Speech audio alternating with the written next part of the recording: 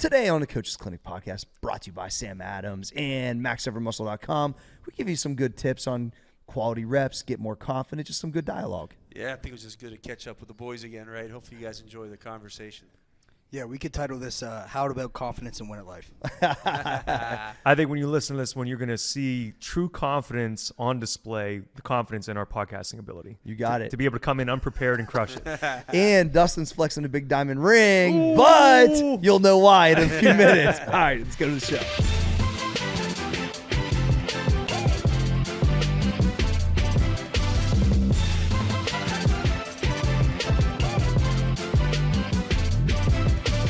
Coaches Clinic Podcast. I'm your boy, Corey G. It's Coach Mike Deegan, Tyler Treadway, and Dustin Myers. Brought to you by Sam Adams and MaxEffortMuscle.com. We are back. Coach just came back from Florida. Charlotte.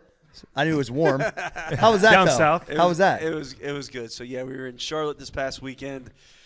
Go to Louisville coming up here this weekend, and the next week go to Florida. I'm going to start here. This is funny because I said, hey, Coach, you look like y'all did good. And you always said, you always down. You're humble right out the gate. Do you think is that just only personality, or is that like a good coach thing? No. Like you can't, like, I'm like, yo, y'all killed it. Well, maybe it's misleading. Yeah. Like you can't take I think it's kind of a stick at this point, you know? Yeah, maybe a little bit. I don't know. Yeah, it could be. I think You don't want to believe your own hype? I stare reality right in the face. That's what I do. I look reality square in the face, and then my default tends to be a little bit negative. No, I I don't know would if say it's a lot negative. negative, I would yeah. just say it's like more like you push Tempered. it to the humble part. Yeah. I just in our sport, in any sport really, you can get humbled really freaking quickly. Facts. And I've seen it happen over and over again. So, the week prior we scrimmaged, and we got worked out on a little bit, and so that week we were able to really use that and crank that as a motivation of like we gotta go. And so this week you come back 3-0. So sometimes you worry about creating that same energy in practice. Yep. I don't know. You probably see it in all sports, but you practice with a different urgency sometimes after you get your ass whooped. You get worked a little bit. And so, kind of, I think always try to keep that edge, right? If you get fat and happy, that's not good. Is there a point though where somebody says that, and then you take maybe that more Dion look where you're like, oh yeah, no, we got like almost like where you can feed into the swag, or is it always the other way? No. Okay. I think it's really good. I think some people have that. I wish I was more. I'm actually working on that little continuum of trying to be more positive and more because it's positive. We're confident. There you go. You know what I'm saying? So, there's no doubt. I tend to lead maybe a little bit out of fear, and meaning like if we don't practice well this weekend, it's going to catch up with us. Where guys like Dion, they project such a confidence into others sometimes that I don't think I do. Yeah. So, Interesting. Do you ever feel like accomplished? Like you finish like a week of practice and you're like, fuck yeah, I feel good? Or are you always kind of like, yeah, we could have done some things better? Oh yeah, I mean, You can even see it, right? I wrote about this week. It's neutral of the hand, man. Like I'm not back. Plug the newsletter real quick, Mike. We're gonna get that at. Yeah. MikeDeegan.com? MikeDeegan. Oh, let's go. CoachMikeDeegan.com. Coach Mike But Deegan. out of the hand, you're not backpedaling like Steph Curry. You know, you're kind of. I'm wondering if that thing's going to go in or not. So every game, every practice, you're kind of looking, trying to find the positives and negatives, and somewhere in the middle is probably where you lie. So here's my question, and I kind of got into an argument with a friend about this the other day, of if you get through so many hours of putting in the work, right, and you're practicing all the time, like when I go to take a squat, like from a powerlifting standpoint, I'm pretty confident that I'm gonna fucking squat it. You got to feel the same way. I mean, you're a great coach. You got to feel the same way after your practice. Like, internally, is there ever a time where you're like, yeah, I'm fucking crushing this? I think so. I think I get more fired up for practice than I do in meetings. Yep. Those are bigger than a game to me almost, because I think that's where coaches really shine is in that format. I think in games it's really about the players. So, yeah, a good practice does fire me up. It does light me up. But I'm also – what makes a good practice? You know what I mean? Like, what is it? Is it because I talked the whole time? Because a lot of coaches get in trouble. A lot of coaches get in trouble because they go, man, like I talked to him and I had them all fired up. But if you ask your audience, if you get close to your audience, they're like, it's just Deegan again running his mouth. You know, so you have to, sometimes coaches have a little bit more inflated sense of like how important they are. And so I don't know if that's asking your question directly, but I think that I don't. It's who's the gauge? Who's the gauge of whether that practice was successful or not? Is what I like to think about. If I had to guess, probably a lot of it for you comes down to that there's so many variables and there's so many that you have no control over versus like, Trey, when you talk about you're getting ready for a squat, there's only so many variables there. There's only so many things you have to do to prepare. And then once you're under the bar, there's only so many different outcomes that can happen. In any type of sport contest with a team, baseball, think about how many variables are. So you could be supremely confident in this guy, that guy, but you might have a weak link or someone had a bad week or, the weather could be off. There's so many different Or the things. pitcher's just on his game that day at a different level. Yeah, like there's for so sure. many. So until it's like, hey, our pitcher's striking everyone out. Every one of our hitters is making contact with the ball. We're not having any errors. Until like that starts to happen, you're probably never going to be able to project that supreme confidence because there's always ways you can get better. I think what's been fun is actually I just had this conversation. I was driving in because we had some guys that we didn't do a lot of things well this weekend, and there came up a little bit of like, whoa, I know the thing is I know if I don't do this well, I'm going to be out of the lineup, and that's that's like a little shot at me and our staff, but that's also like But I like that accountability, though. that's also what competition is, though, Yeah, right? yeah. Like, so I kind of going off your point.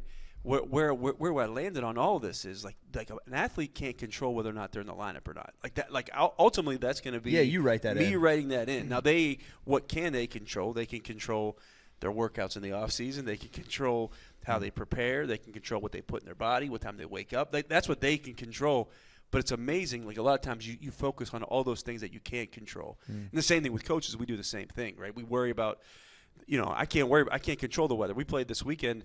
It rained every single day we were down there, and at one point somebody came up to me and asked me about it, and I said, I don't know. They tell us What are you gonna do? Yeah, they Yeah. tell us to play, we're gonna play. If not, we're not. But anyways, figuring out what you can control and leaning into that, instead of doing what most people do is obsessing about things that you can't control. I don't know if you see that in wrestling and other sports, but sometimes you can really agonize over things that are completely out of your control. Yeah, in wrestling, you see a lot of kids start to look at like the brackets. They'll say, "Well, I got this kid, and this kid beat that kid last year." Or, last time I wrestled him, the score was this, or whatever. And they worry about all these things that have nothing to do with what's going to take place Today. right then. That's right.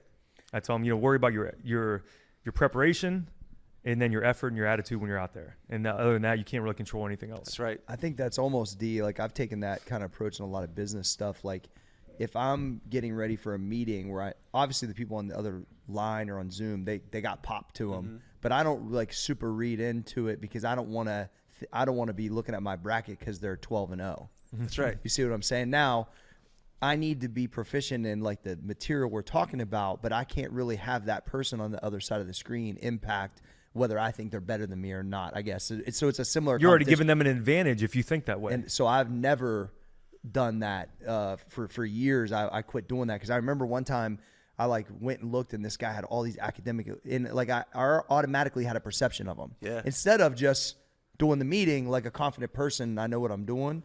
And so most of the time, unless I should have maybe done, sometimes I'm a hair on the unprepared because I'm better on the fly and I know that about myself. But most of the time it's worked out good for me because then I can just be authentically me, not impacted by what the bracket looks like. So you do nothing. You do no research on so you The go, actual person? Yeah.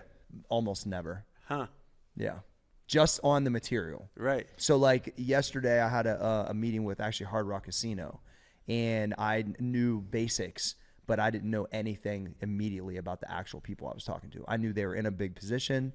I knew they told me what they did like once I got on there, but I just knew what I was doing to talk about and what I do. And that's all I really needed to know. And then I think now one guy worked for the Dodgers for 12 years. One guy just like they were some hitters, but now that probably wouldn't impact me as much. But when I was younger, I think it would have. So it's kind of a similar thing. Business competition too, Yeah. right? What's kind of like in sports, you will see this tactic deployed a lot in soccer where it's called like parking the bus, where you basically just go into a game and you play defense the whole time. You're like, we're going to not let them score. But I've always struggled with that because it's like, why wouldn't you just want to play the way that you've always played? Yeah. Play to your strengths. It's like the try to prevent win games. defense. That's Right, exactly. it's It never exactly what works. is. Never. It never works. You always Never. get scored on. Prevents you from winning. Yeah, Exactly. yeah, exactly. So it's the same, draw from what you just said to sports. Like, why would you psych yourself out against your opponent when you should have ultimate confidence in yourself to get it done? Why would you change the way that you prepare and play on the field when you should be preparing yourself? Well, I just realized that material actually makes me worse, not better, most of the time. Some people their personality works completely different. They don't want to be thrown off guard by that, or maybe they feel like they need to build something up. And I think that, like, for me, it made me feel worse. I knew it did, because then I have something else that's working, and like, he might want me to act like this because he's this way. No, I'm just going to be me, and we either work together or we don't. And I think, like, I don't know, that I think makes a lot of sense though with Dustin, because kids will psych themselves up. Oh, man, this guy's 12-1. He beat this other guy. How about just go out and wrestle your match? Yeah, I mean, even I would have to like dial Jack back sometimes. He'd be like, "Well, how good's this kid?" I'm like, "He's gonna want to win, just like you want to win." That's what I would tell him. Yeah. He's not gonna lay down for you. AG used to say that all the time. Like, these kids are big. I was like, so are you guys. Yeah. These kids, I bet. Da-da-da. I'm like, so are you guys. Like, it's easy to do that, but that's like that young, you know. That, and I'm sure the same thing is like, oh, this pitcher throws 92. Well, so does so and so on our team. We hit him all the time. Without a doubt, the Mike Tomlin, Steelers coach, always kind of he's so good with language, but he'll put up on the screen it's just nameless gray faces. That's who we're playing a bunch of nameless gray faces. Like, we're not playing the Ravens or Lamar Jackson or whatever. He's just a nameless gray face, right? And it's so interesting. There's definitely and I don't know how it is in wrestling and in some other sports, but there's definitely some strategy of knowing your opponent. Like, you know what I mean? Especially as you get older, like you know tendencies, you know that. But you also, the first thing you need to know is yourself and what you do well, and that you're prepared, that what your strengths are. But it's also good to know that, hey, this guy likes to throw away, you know, or 1-2 his out pitch. That's information, though. That's information. That's not then. Oh, and maybe you are really going, well, the last 9 times I was 1 for 5. You know what I mean? Like, that's the one that has you thinking lack, not, victim, not victor. And that's what's so unique in baseball right now, especially at the highest levels. Like, we don't have this kind of access to data and information, but there's just so much of it. And then the art now of coaching is how much do you disseminate to the athlete, and how do you package it, right? Because if you talk to an elite athlete, they don't want to hear like a billion different things, but understanding like what those cues are that make them effective to help their performance, and what information that you give to them and when you give it to them is almost like the new skill in coaching. Well, I'd like to know that on 0-2 he's going to throw a slider away. Right. Like, of course I want to know that. But if you're like, hey, in the last 3 years – you're 2-26 against this guy. I ain't trying to hear that. Or he's 92, 94 with this much vertical break, and then it's horizontal. You can't compete like that, right? That's analysis by paralysis. There you go. That's interesting. I think leading with the humble stuff is good, but I also like when somebody will ask me like, hey, is your group like in the morning? If I'm feeling good about our training and somebody asks like how they're doing, or are they strong or whatever, I like to go. It depends on what's going on, but I like to be like, I think we're the best drug-free powerlifting team out right now. Guys look real strong, real fast, blah, blah, blah. So some people are taken aback by that level. But I also am thinking like, yeah, but fucking we need to work on our bench press. It's not very good right now. You know what I mean? So it's like I usually come back on around. So sometimes I'll lead with what I'm really confident, but then end it with the thing we're working on. So it tries to balance the statement out. I don't know. The key is that initial statement, though, is rooted in truth. It is true. Yeah, they're not true. You couldn't lead with that. They're actually both true. So you couldn't lead with that if you just wanted them to be the best. Correct. You know what I mean? Yeah, no, I think that's funny. But good. So if I think about it as you being my coach, right, in the powerlifting crew in the morning, I always have that confidence because you've instilled it into us. I never get under, like I said earlier, I never get under the bar and think, oh, shit, am I going to make this? Like, 6 guys screaming in my ear. They can catch you too. Yeah, like I'm gonna make it. But I think that's where a lot of people struggle, because I've been chirping a lot of people on Twitter because of the confidence, right? Because it's like, all right, if I just do what I'm supposed to do and I bust my ass and outwork everybody, why shouldn't I have confidence? And there's been a couple times where people will try to check it, and it's like, why shouldn't you be confident if you work hard, you bust your ass, and you're doing the right things? Why shouldn't you have a little bit of confidence? It should be a lot of it, I think. But there's just the line that you're going to always run against. But if it's rooted in truth, I think undoubtedly Dustin's the best strength coach in wrestling. He's been saying it since before I believed it. So I just think it's the truth. Right. And so he should, he doesn't have to come out the gate, hi, I'm Dustin, I'm the best strength coach in wrestling. But also if somebody says that, he shouldn't deny it. But he's done and he's done the work too. Yeah. To back it up, to support it. So why shouldn't he be confident that he's the best wrestling strength coach? I knew it was true, so I just started speaking it out there. Well, while we're on the subject, you might notice this huge. Oh, I didn't blingy- notice it, but please tell me No, about so it. let me tell you. So it is Big Ten week. You know, the Big Ten tournament is this weekend, so the Buckeyes will be going to compete for Big Ten titles, and this is when we won one of 3 Big Ten titles when I was a strength coach, What? 2018. Now, you may initially think that I put this on today just to flex on you guys and to flex on our I didn't viewers. see it when you walked in, but now Well, I can't miss it. I didn't don't want, know how you didn't see I it. tried not to shine it right in your eyes. But no, the funny thing is, so this morning, you know, I was kind of reminiscing a little bit after I got done doing my recovery and everything, and I was thinking about the Big Tens this weekend, and I got the rings out. I was like, maybe I'll wear one. I'm down to the Arnold. Well, I popped this one on, and I kind of forgot. I just got out of the sauna. My fingers are swollen. I can't get it off now. It's on there because you can't get it up. No, I legitimately, it is not budging at all. That's hilarious. So later, I'm going to have to soak my hand in ice water to bring the swelling down to get this ring off. you think you? So basically, it was like we could have thought you was flexing, but you literally just can't take it off. I literally can't get it off. My fingers are like sausages right now. That's hilarious. So, which brings in a good point. Maybe a lot of times when you think someone's flexing on you, that's just the way you're perceiving them. Yeah. You really don't know the backstory. So the backstory is I put this on, you know, I'm like just reminiscing, and now I can't get it off. I wouldn't normally wear this to the gym. That's you know? pretty amazing. Yeah, great, right? That's really good. Where we go from here? There's some good dialogue so far, though. What you got, Yeah. Treadway? Yeah, I want to go back into the confidence thing a little, All right, cool. a All right. little bit. So let's say you're just starting out and you want to be to the point where, you know, because I think a lot of people question themselves, you know. I think everybody questions themselves. As you should. So what are kind of the pillars that you use? Obviously, you know, you wrote a book, How to Build Confidence, but I want to hear, you know, from everybody, what are a couple pillars that you use to build that confidence in yourself? Well, I think that if there's certain things you're trying to identify to be more confident in, what everybody wants to be more confident in themselves, right? But at their craft, I think like we're all really good at our craft, right? But we want to be great. So we know it's going to take 10, 20, 30 years of consistent, not only consistent behavior, but relentless behavior, right? Because any of the ones that we all look up to or have, you know, as an idol, like they did it forever well.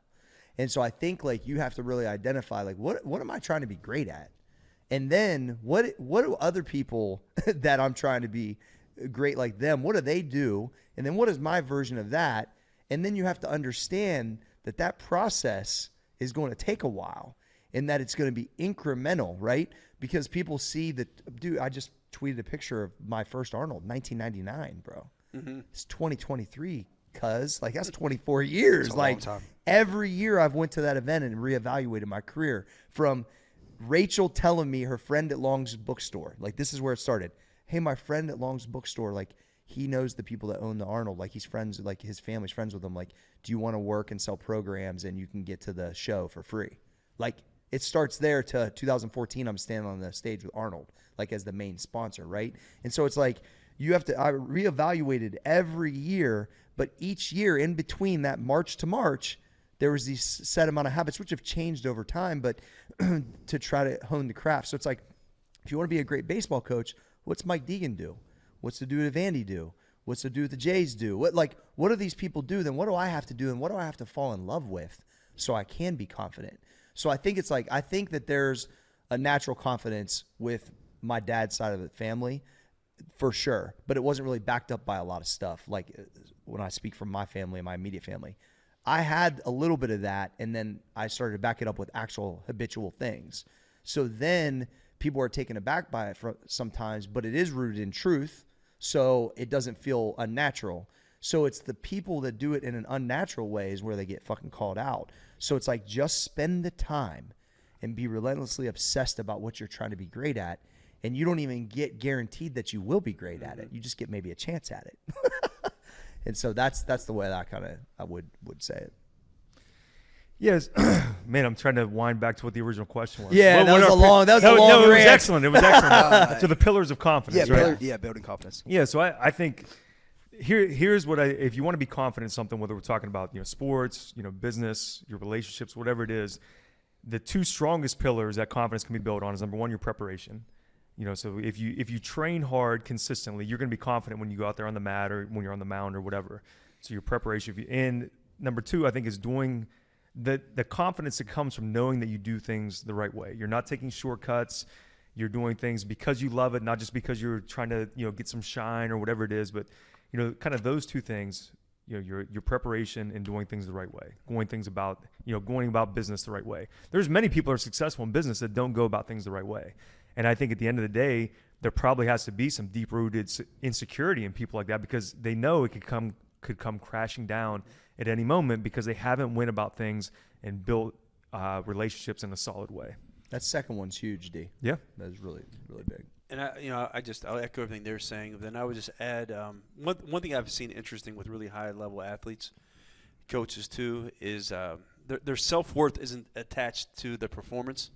Meaning, like if you watch there's probably such a high proportion of baseball players who like to fish.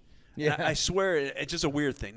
But if you talk to a guy who's playing in the big leagues and you want to in their season, if they're not going to want to talk about their pitching outing, they want to talk about the big fish they caught or whatever. My point is they separate. Like they have the ability to pour themselves into competition, like just go all in on competition, and then regardless of the result, like they still know that they're like a normal person and a good person. So I think sometimes people get that line gets blurred. They think that if I have a bad game in baseball today, then I'm a bad person, and that gets really, really weird. But if you look at most high performers that I know, they can really detach. They pour themselves into the event, then they get away, and then they prepare, they compete, and then they recover, and they just trust that process over and over and over again, all the while knowing that if they fail, it's not like I'm a bad dude or whatever. I think, though, I'll piggyback off Go. that. Maybe they're able to detach because they know they gave it everything. That's what I was saying. That's why I said I can't. That's why They're confident in the effort they gave, so therefore they're okay with the outcome Yep. because that's uncontrollable. They at surrender. times. Like, you can surrender to surrender the it, outcome. yes. You surrender to it. It's like, all right, I know I worked as hard as anybody. I know I put the time in. The Void, there was the one young man who comes here, the fighter. I can't remember his name, but anyways, he told me that.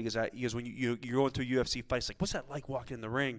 He's like, if there's any doubt, like if I was bad on my diet, There you go. if I was bad in training, like it's over. I'm gonna lose. So, but most of the people they pour themselves into it, and then whatever happens, and then they want to go fish and get away from it and talk about other different things. But That's part of why you should be so relentlessly obsessed about the craft or Yeah. whatever you're trying to be great at, because then you can feel that way. you can take those body blows too, like Yeah. the inevitable, like the business deal goes sideways, right? You get so close to finishing it, but they pull out the last second. But it's not you, right? Like it's not a hit on you. It's not enough like where, man, I suck at business and I'm never gonna do this again. It's like, nah, like I was so close. Like now I'm hungrier to do it. I But- just want to never over question that. Like everybody's going to go, oh, well, what can I do different, whether it's in training, whether it's in business.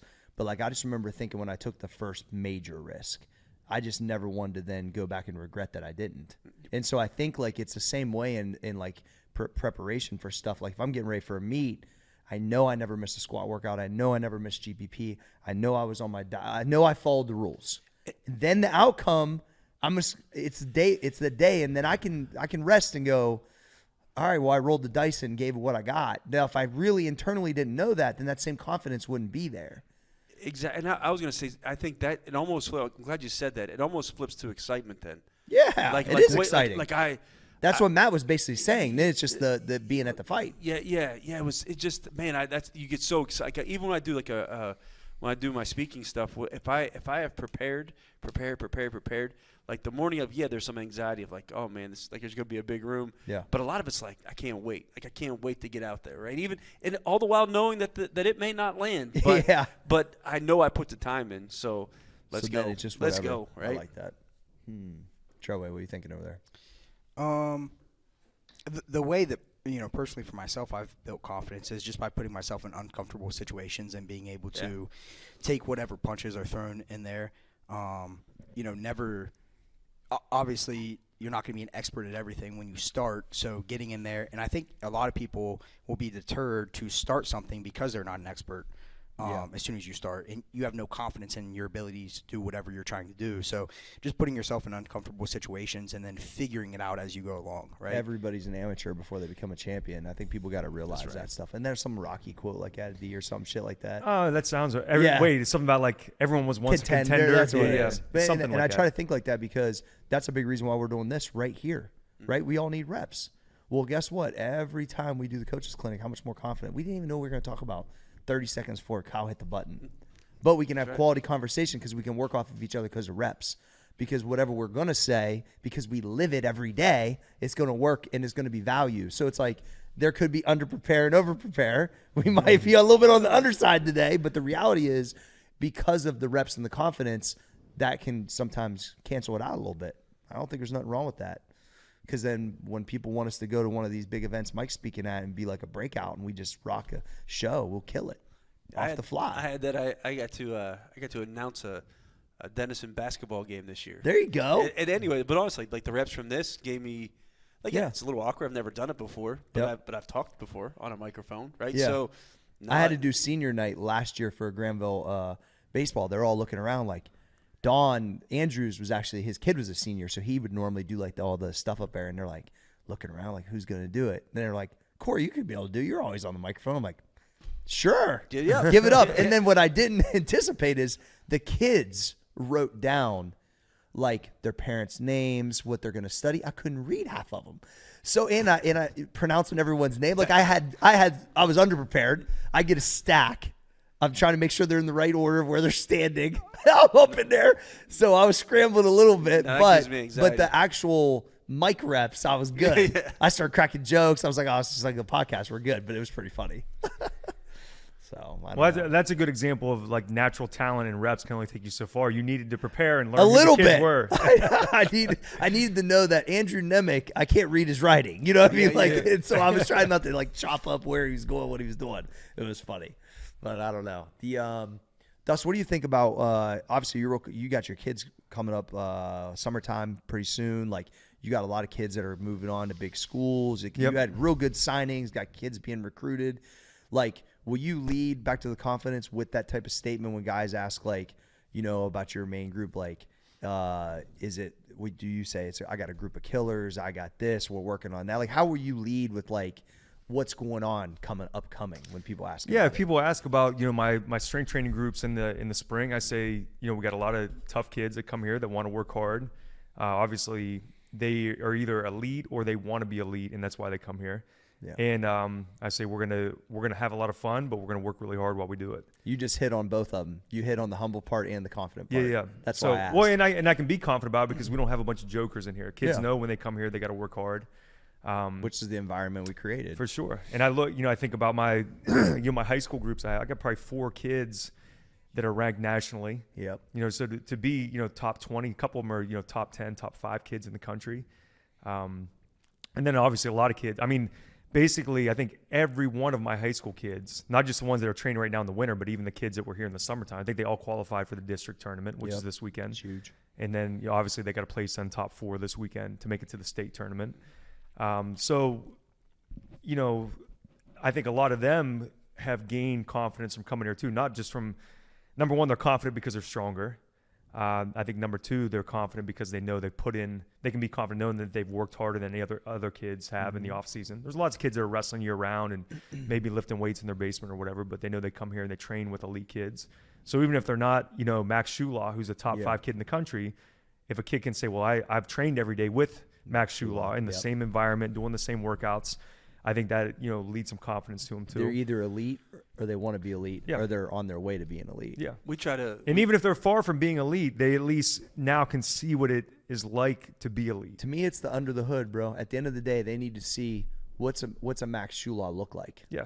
What's Newsome look like? What does Dylan Newsome do? Yeah. What does he eat? How, is he on his phone in between his, workouts or How whatever? strong is he? Where do I need to be? How do they work? And I think that's If you're never, that's a huge- if you're never exposed to it, then you really don't have a concept. And I think that's why a lot of maybe athletes or maybe even more so parents, their perception of how good their kid is or how good their kid can be is kind of skewed because they've never seen how an elite kid operates. Yeah. You I think business and entrepreneurship's really the same. Like somebody that says they want to work for themselves until they go and ride with somebody that actually works for themselves. They go, oh, this is what I'm signing up for. Like that's what it looks like. And I think that right there, that's why I like, the intensity that your wrestling guys have is why one of my baseball guys to see. And they did, and they experienced last summer, right? Because our and kids it probably helped raise the level. 100%, right? Yep. And so it's like, all right, wrestling obviously is a grimy ass sport. That's how these kids, they're known to work hard. So if like that's like the mentality, obviously our guys in the morning, but they're not seeing that. they're more seeing your kid. They might see some videos, but like they're coming in as these guys are finishing up. You know what I mean? And that I thought that was really important for my kids last year. So. You know, I might as well give him a shout out since I got his shirt on today. Yeah, go ahead. Yeah, so my guy Gunnar Andrick, he's a sophomore from Point Pleasant, West Virginia, and this is going to kind of tie back to some of these points or whatever. But Sure. So he's going for his second straight state title as a sophomore. I think the West Virginia State tournament's this weekend. He's ranked nationally, and this is a kid. He's grown up out in the middle of nowhere. They have a cattle farm, and his dad works at a factory. Mm-hmm. But in the off season, they're up here usually twice a week, so it's a 2-hour drive each way. They drive to Jeff Jordan's camp in Urbana. Take them there for wrestling. They take them to Ohio State for freestyle. They're all over the place, and I think it's because the dad early on saw that his kid has talent, and that if we want to be elite, we have to take him where the elite train. We have to put him around elite kids because in their area, yeah, he might have some kids that are close, but he's not around elite kids on a daily basis. Now, obviously, by Gunnar doing all that, it's kind of helped raise the bar for kids within their own program and stuff. But I think, Jason Andrick, the dad, is a good example of a parent who's willing to sacrifice to help their kid become elite, and it's worked. Yeah. His dad will be here while Gunnar's working with Dustin and bring his fucking weed eater and weed eat the building.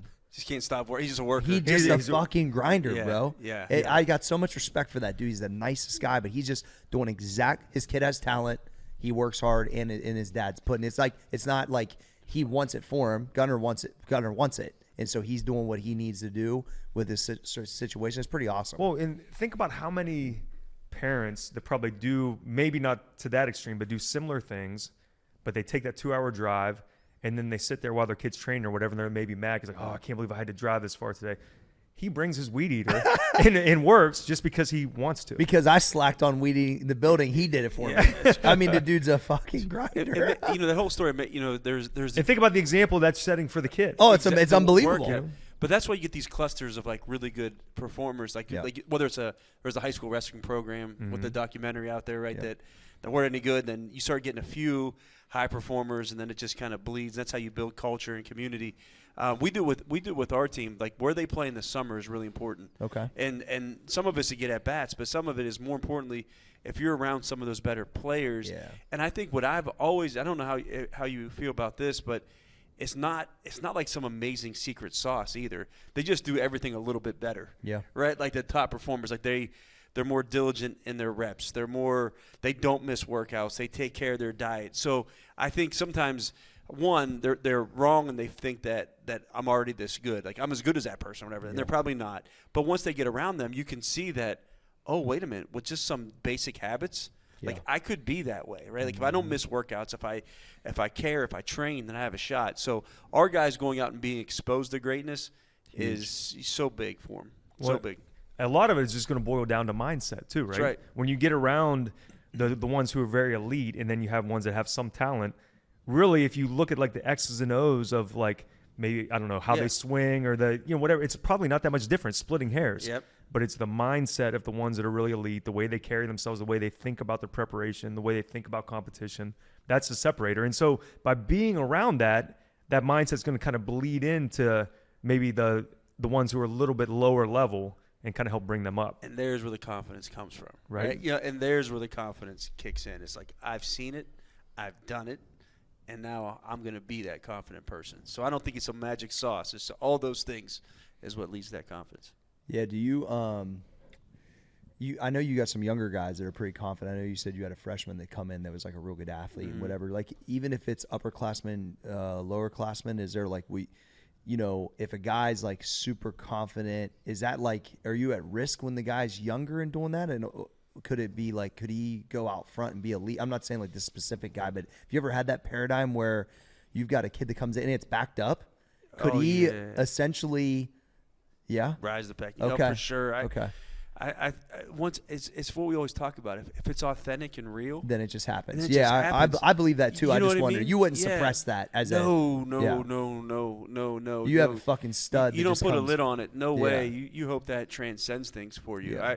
And like I said, if it's authentic and real, people get on board, especially if the culture's right. Yeah. If they can feel if it's fake and if it's a fake tough guy or fake whatever, but someone who's just coming in the weight room, killing it, goes Just out works. and practice really hard. Like, what are you going to say to him, right? Yeah, I've yeah. even heard people say that before. It's like, what are you going to say to that guy? Yeah. Like, yeah, Oh, maybe, you're just because you're this age, you it's should. like, Yeah. It's like, no, no. He's obviously this is important to him. So no, we try to promote that like crazy. I saw that a little bit with Ezra, the one really good catcher that I got that Yeah. works with us. Like, he came in as a freshman last year, started half the varsity games, but you could see the kid put a ton of work in. He plays on those travel teams, so probably some kids probably think, oh, well, this or that. But him jumping up and down when a kid steals a base, or like the authenticity of being a good team. Like, so then as he's coming up in big moments and getting hits, and then he comes up again, another big hit. It's like delivery because of the reps, confidence because of the reps, authenticity, like, and actually cheering for the team is like all you can see all the older classmen be like, this dude's like, You're just a hater if you don't. if you don't accept that. And I don't even think like, and I think it was like, they get, well, they're on this travel team. You know how it is, Oh, bro. yeah. And you already think one thing, and I don't even know if everyone really thought that, but I just watch how people's mannerisms are, like how they operate. And then I saw like 2 games in, like, oh, this dude's a real one. Like, we can count on him.